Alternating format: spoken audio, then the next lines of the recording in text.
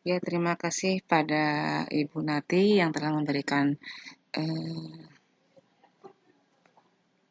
kesempatan kepada saya untuk menjelaskan bagaimana pembelajaran STEM. Di sini saya akan menjelaskan STEM, ya.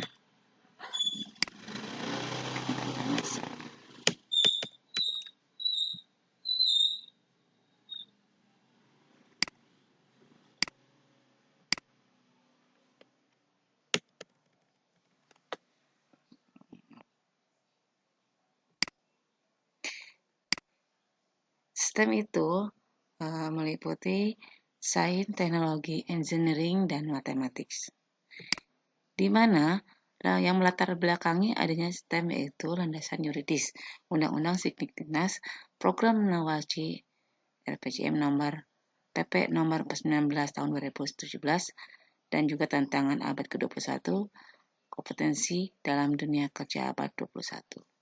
Di mana STEM ini diperlukan sumber daya manusia yang memiliki cara berpikir dan bertindak sesuai dengan tuntunan 100 tahun Indonesia Merdeka dan kebutuhan abad 21. Nah, bagaimana pembelajaran mengatasi hal ini?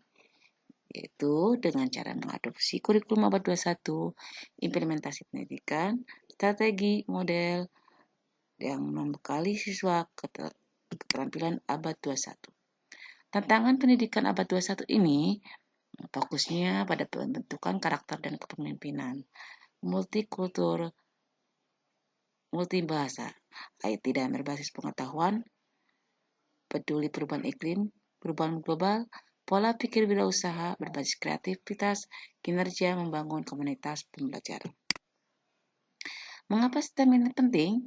Yaitu karena STEM ini memiliki transformasi proses pendidikan, peningkatan kemahiran pemahaman saintifik, pengembangan sumber daya manusia, penting untuk kesejahteraan, kunci dalam kemajuan dan inovasi dan tantangan teknologi. STEM ini terkait STEM yaitu sains, kajian tentang fenomena alam yang melibatkan observasi dan pengukuran, teknologi, inovasi untuk memodifikasi alam agar memenuhi kebutuhan dan keinginan manusia. I-nya yaitu engineering, pengetahuan keterampilan untuk mendesain dan mengkonstruksi mesin, peralatan, sistem, material, dan proses yang bermanfaat bagi manusia secara ekonomis dan ramah lingkungan. M-nya matematika, ilmu tentang pola-pola dan hubungan-hubungan dan menyediakan bahasa bagi teknologi sains dan engineering. Di sini latar belakang STEM itu digunakan slogan reformasi pendidikan di Amerika Serikat abad ke-21 untuk menghasilkan sumber daya manusia berkualitas bagi peningkatan daya saing bangsa.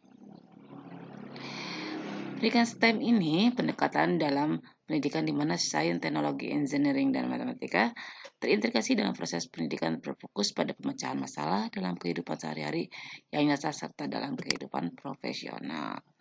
STEM education ini menunjukkan kepada siswa bagaimana konsep prinsip teknik sains, teknologi, teknik, dan matematika digunakan secara terintegrasi untuk mengembangkan produk, proses, dan sistem yang bermanfaat bagi kehidupan manusia.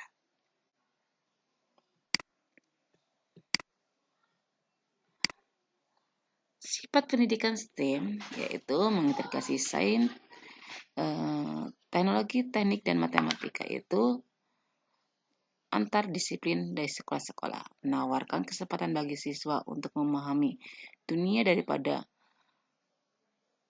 mempelajari fenomena yang terpotong-potong, berusaha untuk menciptakan peluang pembelajaran abad 21. Keterampilan abad 21 merupakan abad yang berlandaskan ilmu pengetahuan dan teknologi sehingga menuntut sumber daya manusia sebuah negara untuk menguasai berbagai bentuk keterampilan termasuk keterampilan berpikir kritis dan pemecahan masalah dari berbagai permasalahan yang semakin meningkat.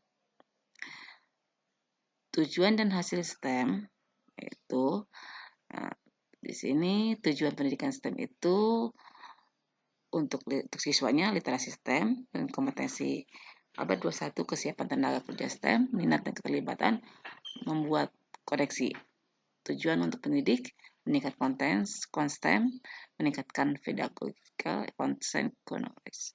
Hasil pendidikan STEM, hasil untuk siswa, belajar dan berprestasi, kompetensi abad 21, STEM course take, education and graduation. Pekerjaan yang berhubungan dengan STEM, penghargaan STEM, pengembangan identitas STEM, kemampuan untuk membuat koneksi di antara disiplin STEM, hasil untuk pendidik perubahan dalam praktik peningkatan konten STEM dan di sini pendidikan STEM ada 3, yaitu pendekatan Shilo yang mana antara mapel masing-masing yaitu secara parsial. Pendekatan embedded yaitu di mana di sini untuk keseluruhan mapel terintegrasi hanya berfokusnya pada salah satu bidang mapel. Kalau pendekatan terpadu di sini yaitu beberapa mapel ini saling terintegrasi, saling keterkaitan. Ini teknologi and application of science. Desain engineering di sini menemukan dan membatasi masalah engineering, mengembangkan solusi yang memungkinkan optimasi desain solusi. Hubungan antara engineering, teknologi, sains, dan masyarakat, ketergantungan antara sains, engineering, dan teknologi. Pengaruh engineering, teknologi, dan sains dalam masyarakat dan dunia nyata. Pembelajaran berbasis STEM di sini ada yang suatu mengidentifikasi masalah, berubah pikiran, desain, konstruk, ada desain ulang dan teks evaluasi, juga bagaimana sih solusinya. Nih, di sini juga ada diagram keterkaitan pendekatan STEM yang mana teknologi, engineering, matematika, dan sains ini ada suatu manfaat dan menerapkan dalam bidang kreativitas untuk mewujudkan dan menemukan metode ilmiah. Di dalam kurikulum 13 adanya suatu problem basic learning, pendekatannya project basic learning dan scope learning. Integrasi STEM dalam kurikulum 2013 yaitu pembelajaran STEM ini implementasi 4 pilar pendidikan, pendidikan karakter, kecakapan, abad 21 dan 4 karakter. Permendikbud standar prosesnya model pembelajaran PJBL dan HOTS. Standar penilaian, asesmen autentik dan HOTS. KI dan KD atau kompetensi dasar, pengetahuan dan keterampilan. Literasi baca tulis, literasi berhitung, literasi sains, literasi teknologi informasi dan komunikasi, literasi keuangan dan literasi budaya dan kewarganegaraan. Nah, di sini ada beberapa STEM project basic learning. STEM PJBL di sini ada reflection. Ini sintaknya ya, sintak 1 reflection. Tujuan dari tahap pertama untuk membawa siswa ke dalam konteks masalah dan memberikan inspirasi kepada siswa agar dapat segera mulai menyelidiki investigasi. Tahap kedua dapat mengambil bentuk penelitian. Siswa, guru membimbing dan konsep sains. Siswa memilih bacaan atau mengumpulkan informasi yang seperti yang depan. Tahap penemuan umumnya menjembatani penelitian dan informasi yang sudah dikenal dengan langkah-langkah proyek. Siswa mulai menemukan proses pembelajaran yang menemukan apa yang masih belum diketahui. Dalam tahap aplikasi, siswa memodelkan suatu pemecahan masalah. Siswa menguji model yang dirancang berdasarkan hasil pengujian siswa yang dapat mengulang ke langkah sebelumnya. Komunikasian tahap akhir dalam setiap proyek dan dalam mempresentasikan model dan solusi langkah ini untuk mengembangkan keterampilan komunikasi dan sisa teman-temannya. Ya, di sini juga contoh STEM berbasis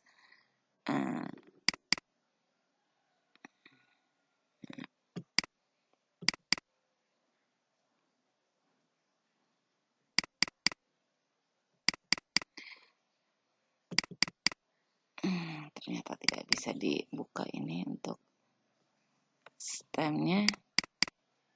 Kita buka coba di sini ya.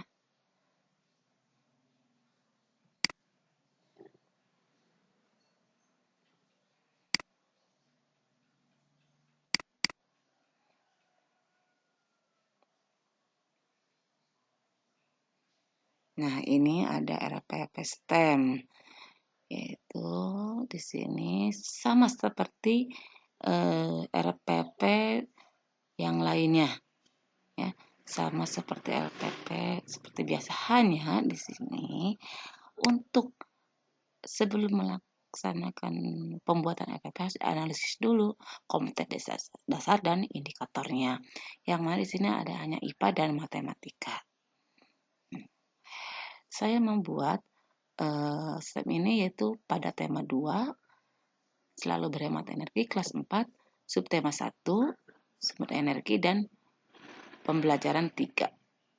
Di sini kita lihat bagaimana KD-nya.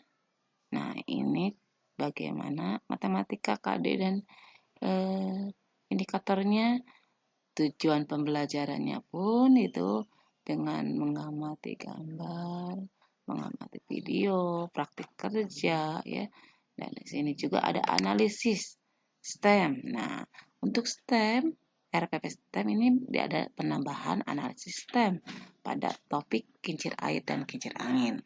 Di mana sains di sini ada faktualnya. Kincir air dapat digunakan untuk membuat PLTA dan kincir angin dapat digunakan untuk mengusir burung di sawah dan juga pembangkit listrik tenaga angin. Konseptual, air dapat memutarkan baling-baling kincir air dan angin dapat memutarkan baling-baling kincir angin. Prosedural, langkah-langkah membuat kincir angin, kincir air dan kincir angin ini saya membuat 2 kincir air dan kincir angin itu untuk membandingkan. Untuk teknologinya, penggunaan kincir air, penggunaan kincir angin, internet untuk mencari informasi terkait rangkaian listrik, untuk terkait dalam kincir air dan kincir angin, karena itu akan menghasilkan listrik, komputer untuk membuat laporan, dan penggunaan kertas warna untuk membuat balok.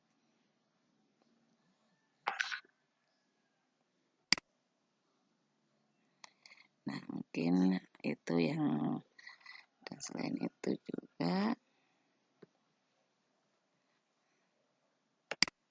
ada yang desain juga ya di sini, dan semuanya juga sama.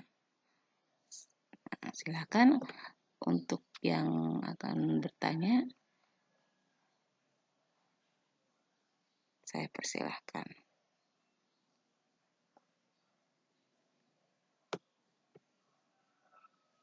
Silakan kepada moderator.